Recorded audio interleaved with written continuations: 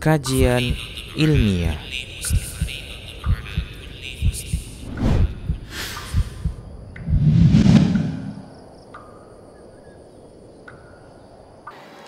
Bismillahirrahmanirrahim. Assalamualaikum warahmatullahi wabarakatuh. Innal hamdalillah nahmaduhu wa nasta'inuhu wa nastaghfiruh.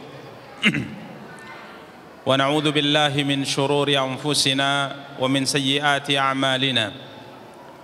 May yahdihillahu fala mudilla lahu wa man yudlil fala hadiya lahu. أشهد أن لا إله إلا الله وحده لا شريك له وأشهد أن محمدًا عبده ورسوله صلوات ربي وسلامه عليه وعلى آله وأصحابه ومن اهتدى بهديه واستنى بسنته إلى يوم الدين وسلم تسليمًا كثيرا. أما بعد. Ikhwani wa akhawati kaum muslimin, kaum muslimat, rahimani wa rahimakumullahu jami'a. Alhamdulillah, puji dan syukur senantiasa kita ucapkan untuk Allah tabaraka wa ta'ala atas nikmat dan karunia yang diberikan oleh Allah subhanahu wa ta'ala untuk kita semua. Salawat beserta salam semoga senantiasa dilimpahkan oleh Allah untuk junjungan dan panutan kita Nabi Allah yang mulia Muhammad sallallahu alaihi wasallam. Ikhwani wa akhawati kaum muslimin, kaum muslimat, rahimani wa rahimakumullahu jami'a.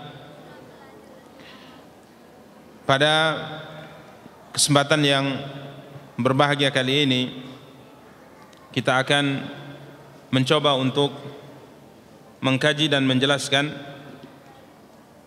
tentang sebuah nasihat, yang mana nasihat ini merupakan nasihat yang penting untuk didengar dan tentunya diamalkan oleh setiap muslim dan muslimah.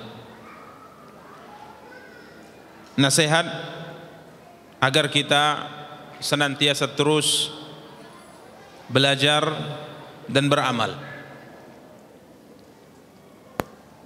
agar kita senantiasa terus belajar dan beramal. Para ikhwah dan para akhwat yang dimuliakan dan dirahmati oleh Allah, kita akan mencoba mengkaji nasihat untuk senantiasa belajar dan beramal dengan 3 poin pembahasan. Yang pertama, kita akan mencoba untuk membacakan kepada antum semua ayat maupun hadis yang disabdakan oleh Nabi kita yang mulia sallallahu alaihi wasallam dan juga difirmankan oleh Allah tentang keutamaan ilmu. Karena seorang akan termotivasi untuk melakukan sebuah perbuatan tatkala ia mengetahui keutamaan daripada perbuatan yang akan ia kerjakan. Kemudian yang kedua yang akan kita jelaskan adalah berkaitan dengan amal. Karena pesan yang kedua yang ingin kita sampaikan pada kesempatan yang berbahagia kalian adalah teruslah beramal. Di samping teruslah berilmu, menuntut ilmu, dan teruslah beramal. Maka kita akan mencoba untuk menjelaskan tentang pentingnya amal dalam Islam dan juga ancaman yang difirmankan oleh Allah tabaraka wa ta'ala dalam Al-Quran maupun Nabi sallallahu alaihi wasallam dalam hadisnya tentang orang-orang yang memiliki ilmu akan tetapi tidak mengamalkan ilmu yang ia miliki. Kemudian poin yang ketiga yang akan kita bahas pada kesempatan yang berbahagia kali ini adalah menukil dari apa yang dikatakan oleh Imam Ibnul Qayyim rahimahullah, di mana poin yang ketiga kita bahas berkaitan dengan induk dari ilmu dan amal. Induknya ilmu dan amal artinya dia merupakan sebuah penggerak jika seandainya perkara yang atau poin yang ketiga ini kita miliki, maka insya Allah ilmu dan amal itu akan mampu kita laksanakan. Di mana Imam Ibnu Qayyim rahimahullahu taala pernah berkata, al-ilmu wal amalu tau'aman wa ummuhuma uluwul himmah. Ilmu dan amal adalah dua saudara kembar. Dua saudara kembar. Ilmu dan amal adalah saudara kembar. Ilmu dan amal adalah tau'aman. Tau'aman artinya saudara kembar. Artinya dua permasalahan yang tidak bisa dipisahkan. Dua saudara kembar. Kemudian beliau berkata, wa ummuhuma uluwul himmah. Sedangkan ibu dari keduanya, ilmu dan amal, ibunya adalah uluwul himmah, keinginan kuat. Artinya seorang muslim, seorang muslimah, kalau ia tidak memiliki himmah, tidak memiliki tekad, tidak memiliki kemauan yang kuat, maka sampai kapanpun ia tidak akan bisa menuntut ilmu, dan sampai kapanpun ia tidak akan mampu untuk beramal. Karenanya para ikhwah dan akhwat yang dimuliakan dan dirahmati Allah, 3 poin ini yang kita akan mencoba untuk membahasnya dan menjelaskannya pada kesempatan yang berbahagia kali ini. Para ikhwah dan para akhwat yang dimuliakan dan dirahmati Allah tabaraka wa taala, terkait dengan keutamaan ilmu, insyaallah setiap muslim minimal pernah mendengar akan keutamaan ilmu yang difirmankan oleh Allah tabaraka wa taala dalam Al-Qur'an maupun disabdakan oleh Nabi sallallahu alaihi wasallam dalam hadis. Dan kita akan bacakan beberapa dalil yang berkaitan dengan hal ini, akan tapi yang perlu untuk diingat bersama para ikhwah dan para akhwat yang dimuliakan dan dirahmati Allah, yang dimaksud dengan ilmu di sini adalah ilmu syariat. Yang dimaksud dengan ilmu di sini adalah ilmu Al-Qur'an dan sunnah Nabi sallallahu alaihi wasallam, ilmu yang akan menuntun Anda sampai kepada Allah tabaraka wa taala. Keutamaan yang pertama, sebuah ayat yang difirmankan oleh Allah tabaraka wa taala dalam surat Taha ayat 114. Surat Taha ayat 114. Allah tabaraka wa taala berfirman, a'udzu billahi minasyaitonir rajim. Fata'ala Allahul malikul haqq wa la ta'jal bil Qur'ani min qabli an yuqda ilaika wahyuhu wa qur rabbi zidni ilma. Allah tabaraka wa taala berfirman, fata'ala Allahul malikul haq, maha tinggi Allah, maha tinggi Allah al-malikul haq, raja yang sebenar-benarnya. Wala ta'jal bil Qur'ani min qabli an yuqda ilaika wahyuh, dan janganlah kamu tergesa-gesa membaca Al-Qur'an sebelum disempurnakan mewahyukannya kepadamu. Ini adalah larangan yang Allah tabaraka wa taala larang dengannya Nabi kita yang mulia sallallahu alaihi wasallam tatkala Jibril alaihi assalam menyampaikan wahyu kepada beliau alaihi salatu wassalam. Nabi kita yang mulia sallallahu alaihi wasallam sebelum Jibril selesai membacakan wahyu tersebut, contoh misalnya satu ayat dibacakan Jibril kepada Nabi sallallahu alaihi wasallam, sebelum satu ayat ini selesai dibaca oleh Jibril kepada Nabi sallallahu alaihi wasallam, Nabi sudah dengan tergesa-gesa mengulangnya sebelum ayat itu disempurnakan bacaannya oleh Jibril.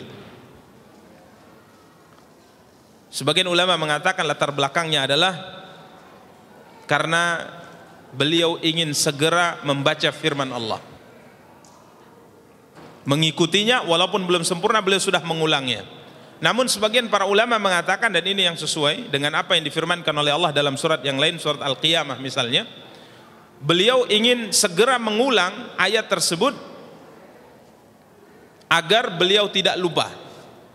Agar beliau tidak lupa. Jadi ayat tersebut belum disempurnakan oleh Jibril pembacaannya, Nabi sudah mengulangnya, mengikutinya. Maka Allah katakan kepada Nabi kita yang mulia sallallahu alaihi wasallam, wala ta'jal bil Qur'ani min qabli an yuqda ilaika wahyu. Dilarang.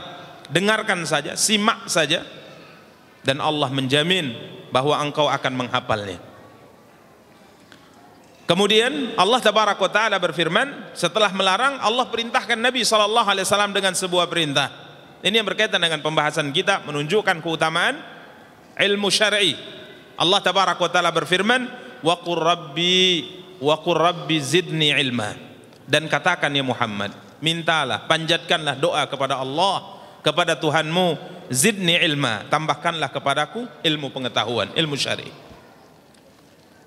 Sebagian ulama tatkala mentafsirkan ayat yang mulia ini, seperti misalnya Al-Alusi tatkala mentafsirkan ayat yang mulia ini, beliau mengatakan bahwa tidak pernah dalam hidup Nabi kita yang mulia sallallahu alaihi wasallam beliau diminta atau diperintahkan oleh Allah untuk meminta satu tambahan dalam perkara apapun yang Allah anugerahkan kepada beliau kecuali tambahan ilmu. Tidak pernah Allah perintahkan Nabi untuk meminta agar kiranya Allah menambahkan harta kepada beliau. Tidak pernah Allah Tabaraka Ta'ala perintahkan Nabi SAW untuk meminta ini dan itu. Akan tapi yang Allah perintahkan dalam Al-Quran, Rabbi zidni ilma. Qul, katakan ya Muhammad, tambahkan untukku ilmu ya Allah. Ini menunjukkan para ikhwah dan para akhwat yang dimuliakan dan dirahmati Allah, keutamaan ilmu. Ya, keutamaan ilmu, di mana Allah tidak pernah memerintahkan Nabi SAW untuk meminta tambahan apapun dalam kehidupan dunia, kecuali agar kiranya Allah tambahkan untuk beliau ilmu. Ini keutamaan yang pertama. Keutamaan yang kedua adalah apa yang difirmankan oleh Allah Tabaraka wa Ta'ala dalam surat Az-Zumar ayat 9. Surat Az-Zumar ayat 9. Allah berfirman, amman huwa qanitun ana al-laili sajidan wa qa'iman yahdharul akhirata wa yarju rahmata rabbih. Qul hal yastawi alladhina ya'lamuna wal ladhina la ya'lamun innama yatadhakkaru ulul albab. Allah berfirman, amman huwa qanitun ana al-laili sajidan. Apakah kamu hai orang-orang musyrik yang lebih beruntung dibanding seorang hamba yang qanitun ana al-lail, seorang hamba yang selalu beribadah kepada Allah di waktu-waktu malam, sajidan, sujud, wa qa'iman, dan berdiri mengerjakan salat malam, yahdharul akhirata wa yarju rahmat rabbih, di mana dia senantiasa beribadah di malam hari, sujud dan berdiri mengerjakan salat di malam hari, karena yahdharul akhirah, karena takut kepada apa yang akan terjadi di akhirat dari siksa Allah, wa yarju rahmat rabbih, dan ibadah yang dia lakukan di malam hari karena berharap rahmat dari Allah Tabaraka wa Ta'ala. Kemudian Allah berfirman, Qul hal yastawil ladhina ya'lamuna wal ladhina la ya'lamun. Katakanlah, adakah sama, kata Allah, orang-orang yang mengetahui dengan orang-orang yang tidak mengetahui? Apakah sama orang yang berilmu, memiliki ilmu, dengan orang yang tidak memiliki ilmu? Innama yatadhakkaru ulul albab. Sesungguhnya orang-orang yang berakalah, ya orang-orang yang berakallah, kata Allah, yang menerima pelajaran. Kul hal yastawil ladzina ya'lamun wal ladzina la ya'lamun. Katakan ya Muhammad, apakah sama orang-orang yang berilmu dengan orang-orang yang tidak berilmu? Maka jawabannya tidak sama. Jawabannya tidak sama. Orang yang memiliki ilmu dengan yang tidak memiliki ilmu, jawabannya tidak sama. Bahkan bukan hanya dalam ilmu akhirat, dalam ilmu dunia saja, kedudukan di dunia, orang yang punya ilmu dunia dengan yang tak punya ilmu dunia ini tidak sama. Apalagi ilmu akhirat. Bahkan sebagian para ulama mengatakan bahkan tidak sama di kalangan binatang sekalipun, antara binatang yang berilmu dengan binatang yang tidak berilmu. Artinya terpelajar, terlatih. Contoh misalnya yang sering disebut oleh para ulama, perbedaan hukum Islam berkaitan dengan anjing pemburu yang sudah dilatih untuk memburu binatang buruan dengan anjing yang juga berburu akan tapi tidak dilatih menjadi anjing pemburu. Hukum buruan dua ekor anjing ini tidak disamakan oleh Allah.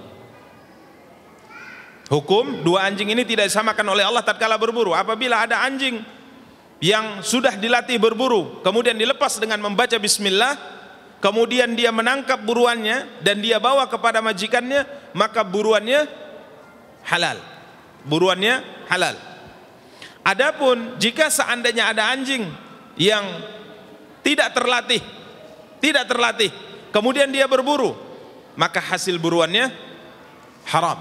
Bahkan Nabi SAW mengatakan kepada Adi bin Hatim radhiyallahu ta'ala, Nabi bersabda kepada Adi bin Hatim radhiyallahu ta'ala, apabila engkau kirim atau engkau lepaskan anjing berburu, anjing pemburu yang terlatih, yang sudah engkau latih untuk berburu dengan menyebut nama Allah, kemudian ia berburu dan engkau dapati ia berhasil melumpuhkan satu hewan buruannya, dan engkau dapati bersamanya ada anjing yang tidak terlatih, maka Nabi katakan jangan engkau makan, karena ditakutkan yang melumpuhkan binatang buruan tadi adalah anjing yang tidak terlatih. Maka subhanallah, kul hal yastawil ladzina ya'lamuna wal ladzina la ya'lamun. Katakan ya Muhammad, apakah sama orang yang berilmu dengan orang yang tidak berilmu? Ini menunjukkan keutamaan ilmu. Kemudian para ikhwah dan para akhwat yang dimuliakan dan dirahmati oleh Allah tabaraka taala, yang ketiga dari apa yang difirmankan oleh Allah dalam surat Al-Mujadilah, ayat yang masyhur yang sering kita dengar. Allah tabaraka taala berfirman, ya ayyuhalladzina amanu idza qila lakum tafassahu fil majalisi fafsahu yafsahillahu lakum wa idza qila anshuzu fanshuzu yarfa'illahu alladhina amanu minkum walladzina utul ilma darajat. Yarfa'illahu alladhina amanu minkum walladzina utul ilma darajat. Allah tabaraka wa taala mengangkat derajat orang-orang yang beriman di kalangan kamu. Derajat orang beriman diangkat oleh Allah dari orang yang tidak beriman. Karenanya para ikhwah, kita sebagai seorang muslim meyakini bahwa sejahat apapun seorang muslim dalam kehidupan dunia, jika seandainya ia memiliki iman di dalam hatinya, maka tetap ada secercah kebaikan pada dirinya. Ya, ada secercah kebaikan pada dirinya. Kita harapkan agar semoga kiranya iman yang ada dalam hatinya bisa merubah jiwanya, merubah perilakunya, sehingga suatu saat ia bisa kembali menjadi orang yang baik di sisi Allah tabaraka taala. Yarfa'illahu alladhina amanu minkum. Allah tabaraka taala mengangkat, meninggikan derajat orang-orang yang beriman di kalangan kamu. Kemudian walladzina utul ilma darajat, dan Allah mengangkat beberapa derajat orang-orang yang memiliki ilmu dari kalangan orang-orang yang beriman. Ini ayat yang mungkin lebih masyhur dari ayat yang pertama dan kedua yang telah kita bacakan di atas. Derajat orang yang berilmu di sisi Allah ini diangkat oleh Allah beberapa derajat dari orang-orang yang tidak memiliki ilmu. Para ikhwah dan para akhwat yang dimuliakan dan dirahmati oleh Allah, adapun dari hadis yang disabdakan oleh Nabi kita yang mulia sallallahu alaihi wasallam, maka sangat banyak. Sebagaimana ayat juga yang menjelaskan tentang keutamaan ilmu juga sangat banyak. Akan tapi kita bacakan sebuah hadis yang sangat menakjubkan, diriwayatkan oleh Imam Tirmidzi dari seorang tabi'in yang bernama Katsir bin Qais, dalam sebagian riwayat Qais bin Katsir, di mana beliau berkata, tabi'in ini berkata, sehingga nanti muncul sebuah hadis yang didengar oleh Abu Ad-Darda radhiyallahu ta'ala, hadis yang sering kita mendengarnya, man salaka tariqan yaltamisu fihi ilman sahhalallahu lahu bihi tariqan ilal jannah. Katsir bin Qais berkata, kuntu jalisan inda Abi Darda, suatu hari aku pernah duduk di samping Abu Darda, fi masjid Dimashq, di masjid kota Damaskus, Suriah.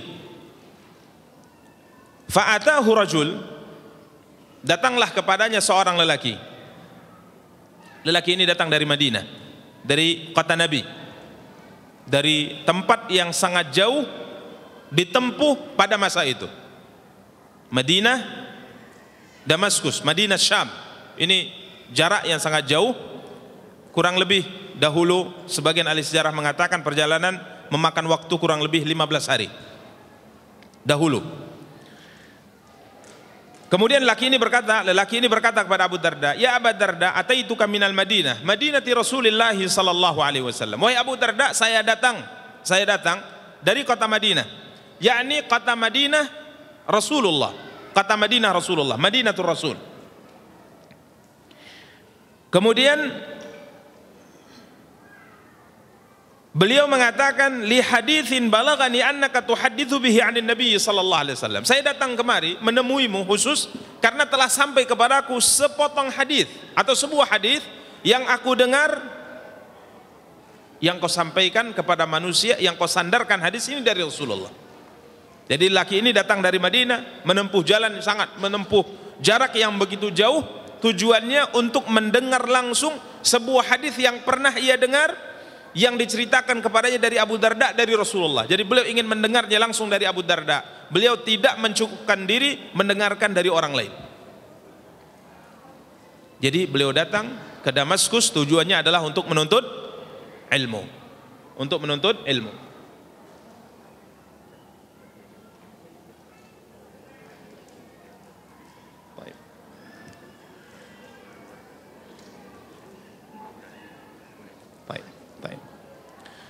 Baik para ikhwan dan para akhwat yang dimuliakan dan dirahmati oleh Allah tabaraka wa taala.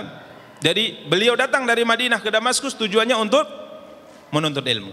Maka di sini Abu Darda berkata kepada beliau, kepada lelaki ini, "Fama jaa bika tijarah?" Apakah tujuanmu datang ke kota Damaskus untuk berdagang? Untuk berdagang. Namun sembari tujuannya berdagang, sambilan menuntut ilmu. Qala rajul la. Lelaki ini mengatakan, tidak. Saya datang dari Madinah memang niatnya adalah mendengarkan hadis yang pernah kau dengar dari Rasulullah sallallahu alaihi wasallam. Faqala Abu Darda kembali memperjelas pertanyaan, mengecek niat pemuda ini. Lelaki ini datang dari Madinah ke kota Damaskus. Beliau mengatakan, wala jaa bika ghairah. Fulan, apakah maksud tujuanmu untuk tujuan yang lain? Ada keinginan yang lain?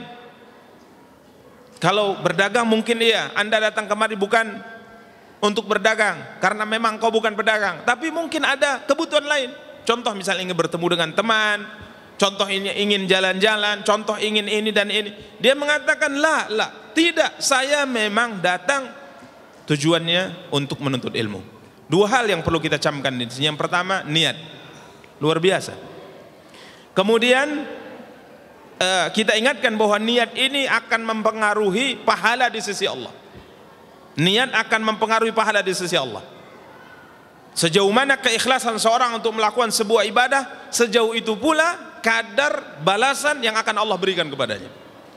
Semakin niatnya tulus kepada Allah, semakin besar pahalanya. Bahkan kadangkala amal kecil sekalipun kalau niatnya tulus karena Allah, pahalanya kita tidak bisa bayangkan.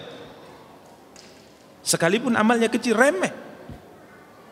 Antum perhatikan hadis yang sering guru-guru kita dulu mendidik kita untuk agar lurus dalam ikhlas. Seorang masuk surga karena memberi minum seekor anjing. Seorang masuk surga karena sekedar menyingkirkan gangguan di jalan.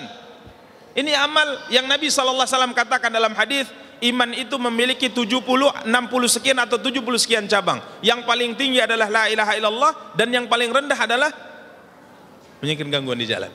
Tapi lelaki ini masuk surga hanya dengan melakukan, karena sebab melakukan cabang iman yang paling rendah, masuk surga. Kenapa bisa? Karena keikhlasan itu yang besar. Tapi subhanallah, orang melakukan amal besar dalam pandangan Islam, sholat, jihad, mengajarkan Quran, menjadi seorang guru yang mengajarkan ilmu syar'i. Tapi antum lihat dalam hadis Abu Hurairah, mereka adalah orang yang merasakan panasnya api neraka pertama kali. Kenapa? Melenceng niat keikhlasannya karena Allah tabaraka wa taala, bukan karena Allah dia beribadah. Maka subhanallah, niat lelaki ini memang datang ke Damaskus untuk menuntut ilmu. Kemudian yang kedua, kenapa Abu Darda mengulang pertanyaan, memperjelas, mempertegas tujuan niatnya? Karena subhanallah para ikhwah, apa yang akan disampaikan Abu Darda kepada lelaki ini dan sampai kepada kita merupakan perkara azim, perkara besar. Perkara besar yang demi Allah, kalau seandainya kita tidak mendapatkan apapun dari kehidupan dunia ini, tapi kita mendapatkan kabar gembira yang disampaikan oleh Abu Darda dari Rasulullah, ini merupakan kebanggaan yang tidak ada kebanggaan di atas itu. Ini merupakan kemuliaan yang tidak ada lagi kemuliaan di atas itu. Ini merupakan dambaan besar seorang muslim yang tidak ada dambaan yang lebih besar dan lebih tinggi dari ini. Karenanya beliau mempertegas, tujuan Anda datang kemari tujuannya apa? Oke, Anda tidak berdagang, tapi mungkin ada tujuan yang lain. Tapi lelaki ini mengatakan, tidak ada, saya datang kemari hanya untuk mendengar sepotong hadis yang pernah saya dengar dari orang lain, yang disandarkan kepada Anda, yang Anda telah mendengarnya dari Rasulullah sallallahu alaihi wasallam. Maka Abu Darda kemudian mengatakan kepada lelaki ini, man salaka tariqan yatlubu fihi ilman salakallahu bihi tariqan min turuqil jannah. Ini kabar gembira yang pertama, menunjukkan keutamaan ilmu, menuntut ilmu niat karena Allah. Barang siapa yang menempuh satu jalan, yang mana di jalan tersebut dia menuntut ilmu, maka Allah akan tempuhkan atau mudahkan ia menuju jalan surga. Subhanallah. Ini yang saya sebutkan tadi. Jika memang niat kita dalam menuntut ilmu ikhlas, lurus lillahi ta'ala, maka kalau kita sudah melakukannya, tidak ada kemuliaan yang lebih mulia di atas ini. Allah mudahkan jalan kita menuju surga. Allah mudahkan jalan kita menuju surga, karena jalan ilmu adalah semuanya jalan surga. Jalan menuntut ilmu semua jalan menuju surga. Tidak sulit untuk kita memahami hadis ini. Tatkala antum belajar menuntut ilmu, apa yang dibahas? Yang dibahas ilmu syariat. Dibahas tentang salat misalnya, dibahas tentang salat. Salat adalah sebuah ibadah yang paling agung dalam Islam, yang tidak mungkin diamalkan kecuali dengan ilmu. Tidak akan sempurna bisa dipraktekkan salat tersebut kecuali atas dasar ilmu. Kemudian di saat kita menuntut ilmu, banyak ibadah-ibadah yang mengikutinya. Keinginan untuk menggapai ridha Allah semakin besar, rasa takut kepada siksa Allah semakin besar. Kemudian tatkala kita menuntut ilmu, kita dengar nama Muhammad salawatu rabbi wassalamu alaih, kita mengucapkan salawat kepada beliau, yang ini merupakan ibadah. Jadi benar, jalan menuntut ilmu adalah jalan menuju surga Allah tabaraka wa taala. Kemudian yang kedua, wa innal malaikata la tadau ajnihataha ridhan li talibil ilm. Sesungguhnya para malaikat akan menundukkan, merendahkan sayap-sayap mereka karena ridha, senang dengan apa yang dilakukan oleh penuntut ilmu. Sebagian para ulama syurahul hadis tatkala mensyarah hadis yang mulia ini, apa yang dimaksud dengan malaikat merendahkan sayap mereka? Sebahagian mengatakan, sebagian ulama mengatakan direndahkan sayapnya sehingga sayap malaikat ini walaupun tidak terlihat dijadikan sebagai alas untuk berjalan para penuntut ilmu. Jadi duduk di atas sayap para malaikat. Mungkin kalau sebagai bentuk penghormatan yang mudah kita untuk memahaminya, tatkala ada seorang mulia, tamu negara di satu negara, kepala negara datang ke sebuah negara, apa yang dibentangkan? Karpet merah. Sebagai bentuk apa? Kenapa dia tidak berjalan sebagaimana biasa jalan para tamu yang lain, orang datang ke negara tersebut? Kenapa mesti karpet merah yang dibentangkan untuk dijadikan sebagai jalan oleh tamu terhormat ini? Ini sebagai bentuk apa? Pemuliaan kepadanya. Maka ini yang dilakukan oleh para malaikat. Subhanallah. Kemuliaan apa lebih mulia dari ini? Malaikat merendahkan sayap mereka untuk para penuntut ilmu. Kemudian yang ketiga, wa innal alima la yastaghfiru lahu man fis samawati wa man fil ard wal hitanu fi jawfil ma. Orang yang berilmu akan senantiasa dimintakan ampunan untuknya oleh seluruh makhluk yang ada di langit dan seluruh makhluk yang ada di bumi, sampai ikan yang berada di dasar laut. Coba antum bayangkan kemuliaan apa di atas kemuliaan ini. Malaikat mendoakan agar Allah mengampuni dosa kita tatkala kita menuntut ilmu dan memahami syariat Allah. Yang ada di atas muka bumi, bahkan Nabi katakan ikan yang ada di lautan, berapa jumlahnya? Tidak terbayangkan. Ya, tak terbayangkan. Ikan teri misalnya, karena Medan terkenal dengan terinya, betul? Berapa banyak ikan teri di laut? Subhanallah. Mereka semua memintakan ampunan untuk para penuntut ilmu.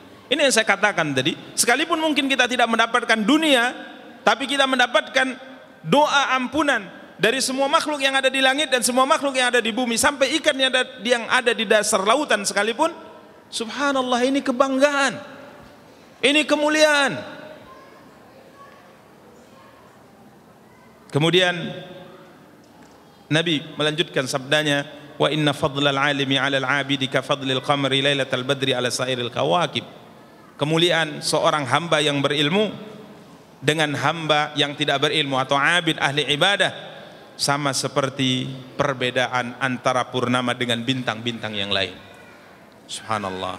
Ini kemuliaan para ikhwah yang kalau kita camkan pasti akan memotivasi kita untuk terus menuntut ilmu. Kemudian Nabi SAW bersabda, wa innal ulama'a warathatul anbiya wa innal anbiya lam yuwarrithu dinaran wala dirhama warrathul ilma faman akhadahu faqad akhadha bihadzin wafir.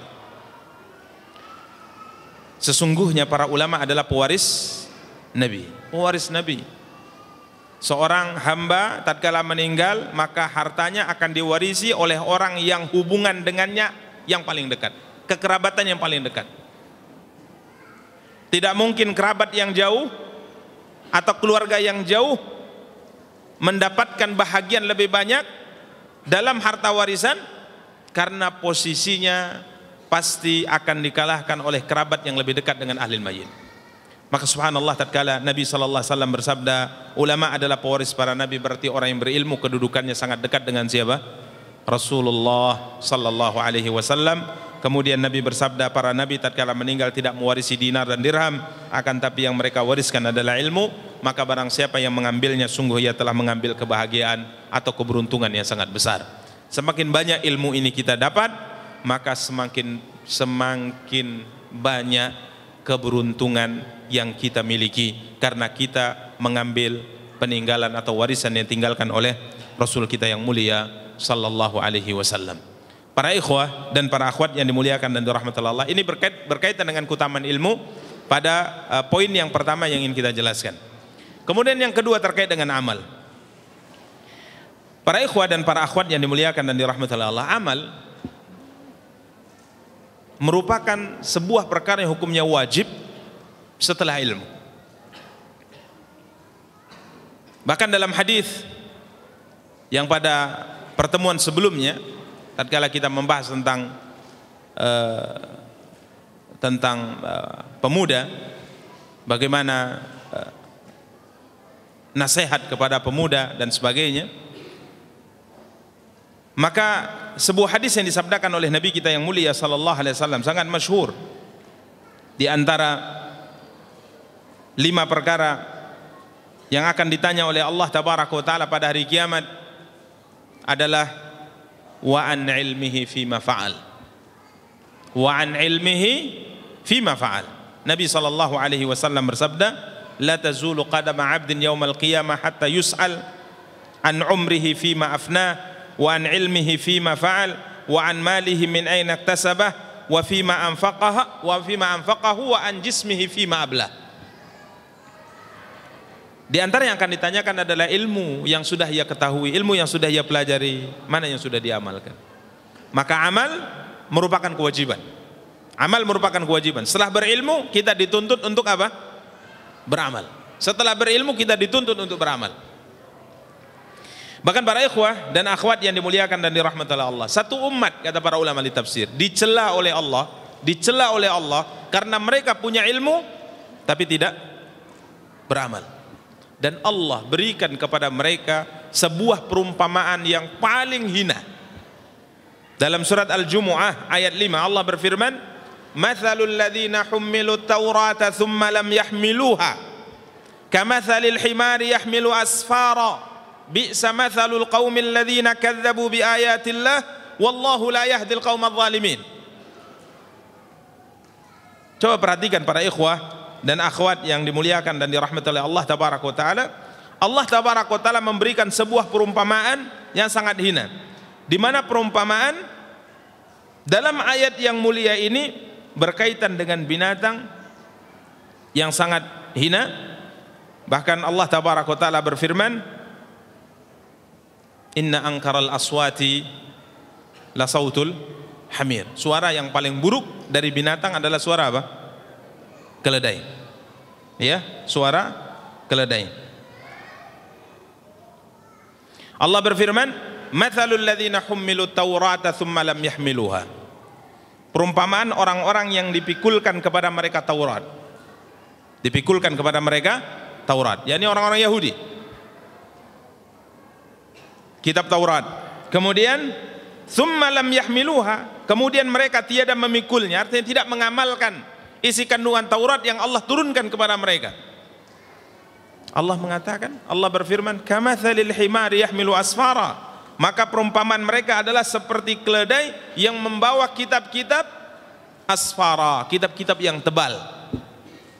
Jadi orang yang memiliki ilmu akan tapi tidak mengamalkan ilmunya, maka Allah tabaraka wa taala perumpamakan mereka dengan keledai, dengan perumpamaan yang paling hina dan buruk, seperti keledai yang membawa kitab-kitab yang sangat tebal. Bahkan Allah tabaraka wa taala berfirman, ya ayyuhalladzina amanu lima taquluna ma la taf'alun, kabura maqtan 'indallah an taqulu ma la taf'alun. Mengapa kamu, ya wahai orang-orang yang beriman, lima taquluna ma la taf'alun, kenapa kalian mengucapkan sesuatu yang kalian tidak mengamalkannya? Walaupun di sini ada beberapa sisi tafsir di kalangan para ulama. Ada yang mengatakan bahwa orang-orang munafik yang mengatakan jika seandainya ini dan ini, saya akan melakukan ini dan ini, maka Allah singgung. Lima taquluna ma la taf'alun, kenapa kalian mengucapkan sebuah ucapan yang kalian tidak melakukannya kelak? Kemudian Allah tabaraka wa taala berfirman, kabura maqtan 'indallahi an taqulu ma la taf'alun, sangat besar murka Allah, sangat besar murka Allah, ya, kabura maqtan indallah an taqulu ma la taf'alun, sangat besar kemurkaan di sisi Allah tabaraka wa taala tatkala kamu berkata akan tapi kamu tidak mengamalkannya.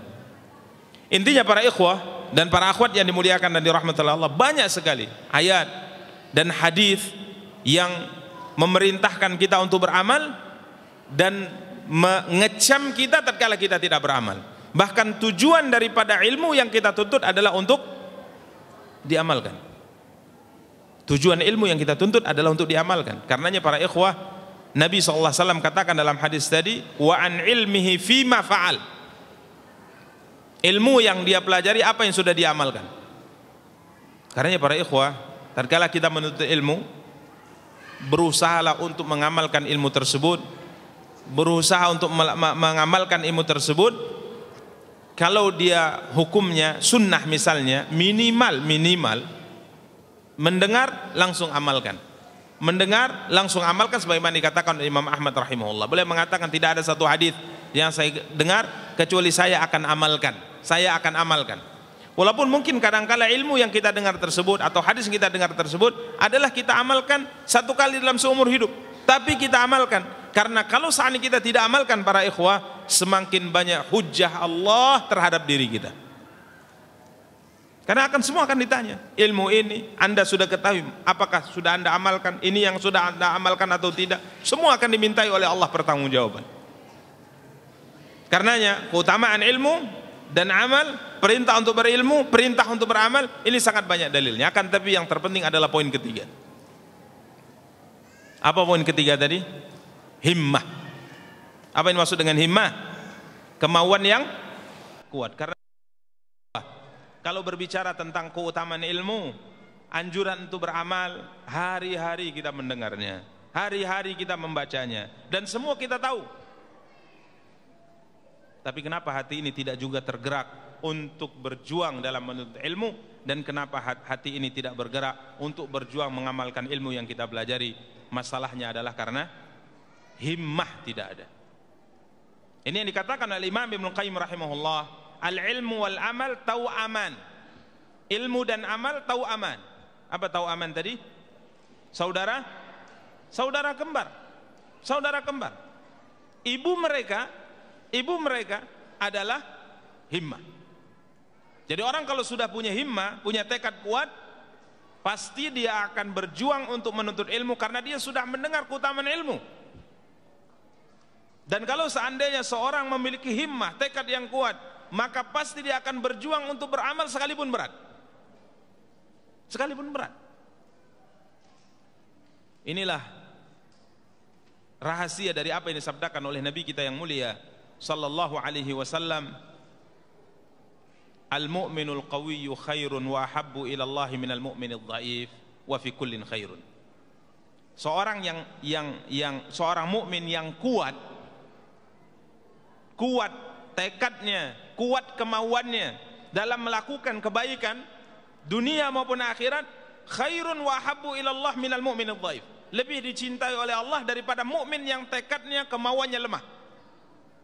Walaupun kedua-duanya selama masih ada keimanan dalam hatinya, tetap kedua-duanya memiliki apa? Kebaikan. Karena seorang manusia yang ada iman di hatinya, kita tidak mungkin nafikan atau hilangkan kebaikan walaupun sedikit dalam hatinya. Tetap ada kebaikannya. Akan tapi Nabi sallallahu alaihi wasallam bersabda, al-mu'minul qawi, mukmin yang kuat, punya tekad, punya kemauan yang kuat, yang tinggi, ini jauh lebih baik dan lebih dicintai oleh Allah daripada mukmin yang tidak seperti itu. Karena para ikhwah dan akhwat yang dimuliakan dan dirahmati oleh Allah tabaraka wa taala, ini sebagai penentu dalam pembahasan ilmu dan amal. Jadi kalau seandainya ilmu dan amal sudah kita ketahui keutamaannya, kemuliaannya, celaan bagi orang yang tidak berilmu, celaan yang disampaikan oleh Allah bagi orang yang tidak beramal, tetap sekalipun nasihat ini telah masuk ke telinga kita, bahkan kita menghafalnya, hari-hari kita mengingatnya, tapi kalau himmah tidak ada, tidak mungkin seorang hamba ini bergerak untuk melakukan apa yang dia ilmui. Tidak mungkin. Karena para ikhwah dan akhwat yang dimuliakan dan dirahmati oleh Allah tabaraka wa taala, tatkala Allah tabaraka wa taala berfirman menggambarkan himmah aliyah, kemauan yang kemauan yang tinggi, tekad yang kuat, yang Allah firmankan dalam surah Al-Baqarah ayat 249 tentang kisah Talut. Tentang kisah Talut. Tatkala Bani Israel saat itu meminta dikirim kepada mereka atau dipilih untuk mereka seorang raja yang membawa mereka berjihad. Yang membawa mereka berjihad. Maka akhirnya permintaan mereka dikabulkan oleh Allah tabaraka wa taala, kemudian Allah pilih raja yang membawa mereka berjihad, komandan yang membawa mereka berjihad adalah Talut. Sekalipun Bani Israel saat itu kurang sepakat ya dengan pemilihan ini, akan tapi Nabi mereka saat itu mengatakan bahwa inilah yang ditetapkan oleh Allah karena Talut memiliki kelebihan yang tidak diberikan kepada yang lainnya.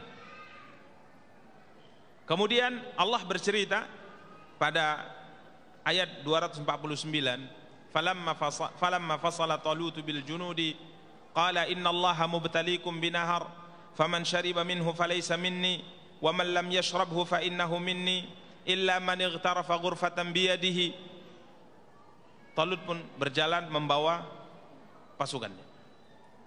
Dalam cerita Israeliat, jumlah pasukan yang dibawa mencapai puluhan ribu, bahkan mencapai dalam sebagian riwayat 70 sekian ribu pasukan dibawa untuk bertempur.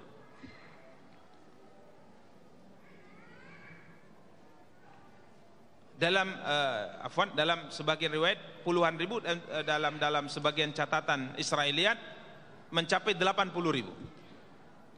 Kemudian para ikhwah dan para akhwat yang dimuliakan dan dirahmati Allah, Allah tabaraka taala ingin menguji pasukan ini, Siapa di antara pasukan ini memiliki himmah aliyah, memiliki kemauan dan tekad yang kuat dalam melakukan sebuah ibadah.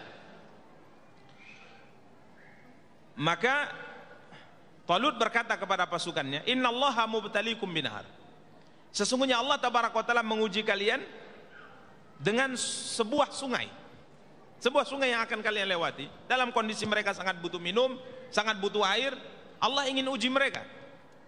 Kemudian Talut mengatakan, faman syariba minhu falaysa minni wa man lam yat'amhu fa innahu minni illa man ightarafa ghurfatan biyadi. Kita akan melewati sungai, air jernih, segar, dan semua pasukan haus. Maka Talut mengatakan, barang siapa yang meminum dari sungai tersebut, maka ia tidak akan bergabung dengan pasukan kita. Tidak dipilih menjadi pasukan yang akan memerangi Jalut. Dan siapa yang tidak minum, maka dia bahagian daripada pasukan kita. Illa man iqtarafa ghurfatan biyadi, kecuali yang menciduk air tersebut dengan kedua telapak tangan, artinya meminum hanya sekedarnya saja. Coba bayangkan para ikhwah, dalam Israiliyat tadi 80 ribu yang dibawa di peperangan ini untuk pertama kalinya, yang memiliki himmah, yang memiliki tekad dan kemauan yang kuat dan tinggi untuk berjihad di jalan Allah Tabaraka wa Ta'ala.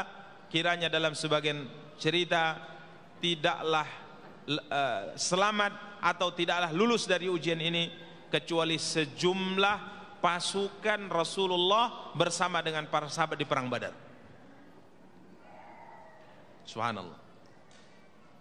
Berapa pasukan sahabat Rasulullah di perang Badar? 300, dalam riwayat terbanyak 319 sahabat.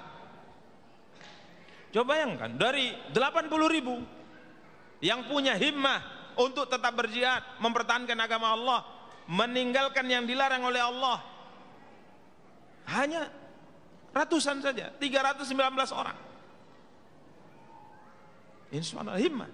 Maka orang yang punya himmah, punya kemauan, punya tekad yang kuat, insyaallah dia akan mampu melakukan ibadah, dia akan mampu melakukan ketaatan pada Allah, apa yang tidak dilakukan oleh yang lainnya.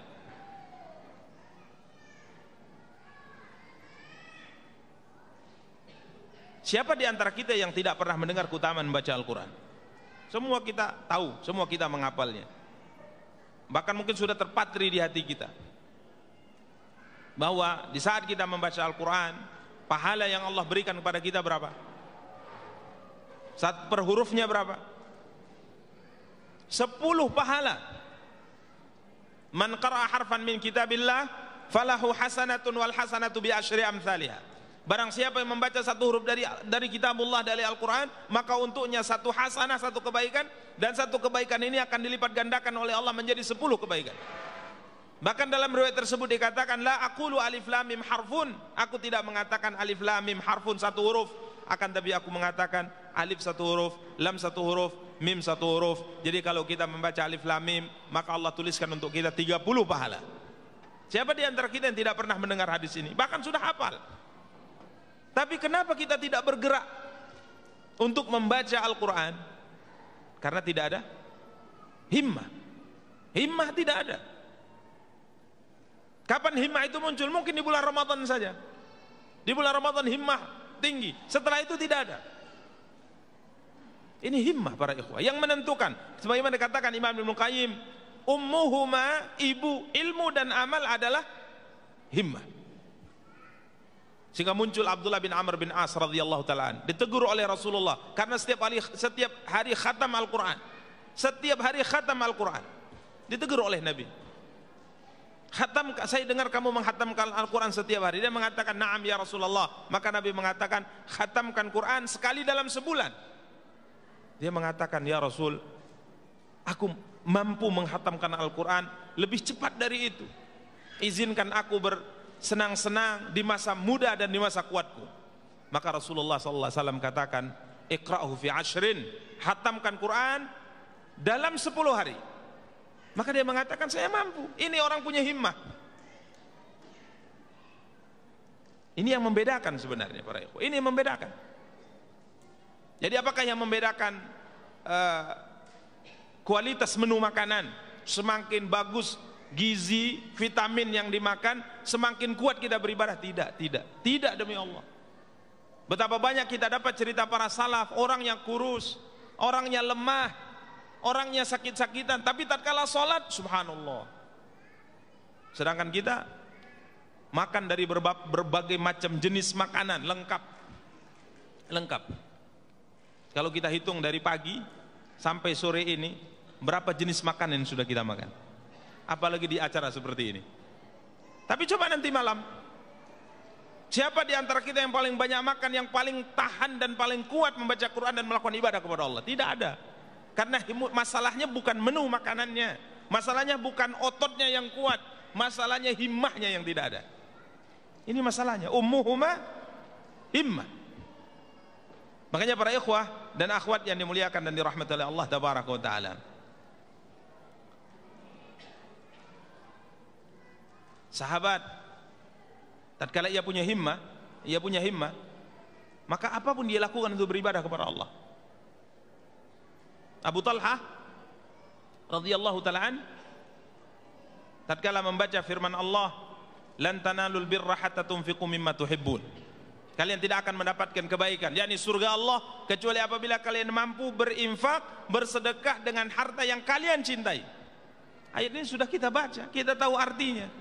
Tapi orang yang membacanya dengan himmah, dengan tekad dan kemauan yang besar, yang dikatakan oleh Nabi orang yang punya sifat ini lebih baik dan lebih dicintai oleh Allah, ini cara membacanya, merenungkannya berbeda dengan orang yang lemah himmahnya. Maka dia langsung berpikir, bukan hanya berpikir berapa yang paling banyak di tabungannya, yang paling dia cintai di dompetnya, yang merah atau yang lainnya, tidak. Tapi dia berpikir dari semua harta yang dia punya, aset yang dia punya, mana yang lebih dia cintai. Maka akhirnya dia sedekahkan kebun kurma Birha. Kisahnya masyhur. Makanya para ikhwah, para akhwat yang dimuliakan dan dirahmati oleh Allah tabaraka taala. Jadi ini yang menentukan ilmu dan amal kita. Kalau keutamaan ini, keutamaan semua kita sudah hafal. Bahasa kita sudah di luar apa? Di luar kepala. Artinya sudah hafal. Sudah hafal. Tinggal yang dibutuhkan adalah kemauan untuk melakukan ibadah tersebut. Dan subhanallah, di antara hal yang disebutkan para ulama yang menghilangkan kemauan untuk melakukan ibadah kepada Allah tabaraka taala adalah maksiat kepada Allah tabaraka taala. Seorang datang kepada Imam Hasan Al-Basri rahimahullah, dia mengatakannya, Imam, saya di malam hari sudah saya persiapkan bejana untuk wudhu saya. Saya juga sudah tidur di awal malam supaya bisa bangun. Tapi toh tak bisa bangun juga. Allahu alam. Apakah ini keluhan beliau saja atau keluhan kita semua? Kira-kira gimana? Sudah dipersiapkan semuanya. Kalau kita sekarang alarmnya ini sudah full apanya? Suaranya. Diletak di samping telinga. Semuanya sudah dipersiapkan, tapi bangunnya dengar komat. Apa masalahnya Imam? Apa masalah saya? Maka beliau mengatakan, sesungguhnya yang menghalangimu dari melakukan ibadah kepada Allah tabaraka taala adalah maksiat yang engkau lakukan di siang hari. Sehingga semakin banyaknya kita bermaksiat kepada Allah, maka tekad untuk melakukan ibadah semakin menurun. Semakin menurun. Dan kalau seandainya maksiat itu sudah dianggap biasa, bahkan bukan maksiat, maka tentunya tekad dan kemauan ibadah bisa-bisa hilang dari dada kita. Sudah biasa, bahkan bukan maksiat lagi. Dan ini yang sangat menakutkan para ikhwah. Maksiat sudah dianggap bukan maksiat. Ini luar biasa ini kalau sudah sampai pada tingkat ini. Sudah dianggap biasa. Biasanya itu.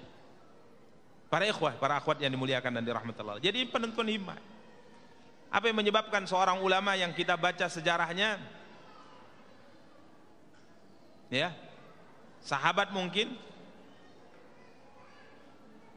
sholat, kemudian dalam satu rakaat membaca sekian juz. Apa yang bisa menyebabkan mereka bertahan? Himmah mereka. Kalau ilmu sudah sampai, sebagaimana sampai ke mereka, sampai juga ke kita. Tapi yang kita tidak punya kemauan tadi. Makanya para ikhwah dan akhwat yang dimuliakan dan dirahmati Allah, untuk sampai pada tingkat memiliki kemauan yang kuat dalam melakukan ibadah kepada Allah, ini perjuangan, butuh perjuangan. Jadi tidak seketika kita beribadah langsung punya semangat kuat dan langsung bisa bersabar dalam melakukan ibadah. Seorang murid Anas bin Malik, Thabit Al-Bunani rahimahullah, beliau mengatakan, aku melatih diriku melakukan salat malam selama 20 tahun.